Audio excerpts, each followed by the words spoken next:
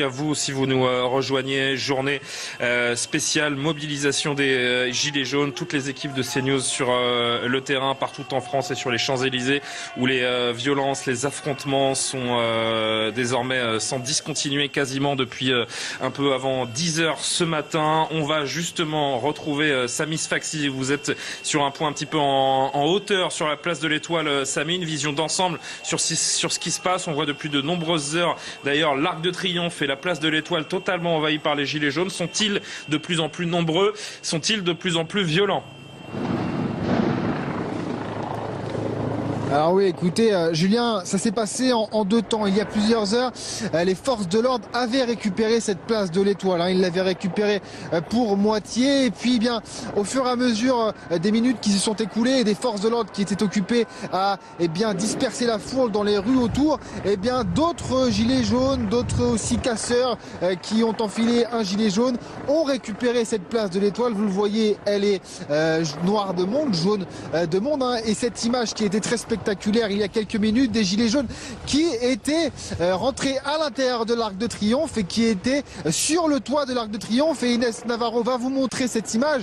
Ces gilets jaunes, c'est très impressionnant, qui sont au-dessus de l'Arc de Triomphe et qui défient l'hélicoptère de la gendarmerie qui tourne depuis maintenant plusieurs heures autour de cette place de l'Étoile. Et regardez cet incendie qui se déclare sur l'avenue Marceau. Les fumées sont impressionnantes. C'est de la fumée noire, ce n'est pas du gaz lacrymogène. C'est vraisemblablement un incendie, un gros incendie qui s'est déclaré ici. Et à chaque demi-heure, à chaque heure, c'est un nouvel incendie qui commence. Il y a quelques minutes, c'était un scooter sur l'avenue Hoche qui se trouve juste derrière moi. Et maintenant, tous les gilets jaunes, on a l'impression, convergent vers cette avenue Marceau pour aller défier évidemment les forces de l'ordre. Il faut le dire, parmi ces gilets jaunes, il y a des casseurs, mais l'immense majorité des gilets jaunes que l'on a rencontrés avec Inos, ce sont des gens pacifiques. Mais voilà, beaucoup nous ont dit regretter voir ces scènes de dégâts considérables. Ces casseurs, c'est simple, ils mettent un gilet jaune et ils s'en prennent aux forces de l'ordre. Ils ont enlevé des centaines de pavés pour les utiliser comme projectiles. Et on entend toujours cet hélicoptère qui surplombe cette place de l'Étoile et ces grenades assourdissantes qui explosent pour disperser la foule. Mais la situation, elle est extrêmement tendue ici, Julien. Je ne vous cache pas qu'on ne sait absolument pas quelle tournure va prendre cette mobilisation, puisque là maintenant ça fait plusieurs heures que ça dure.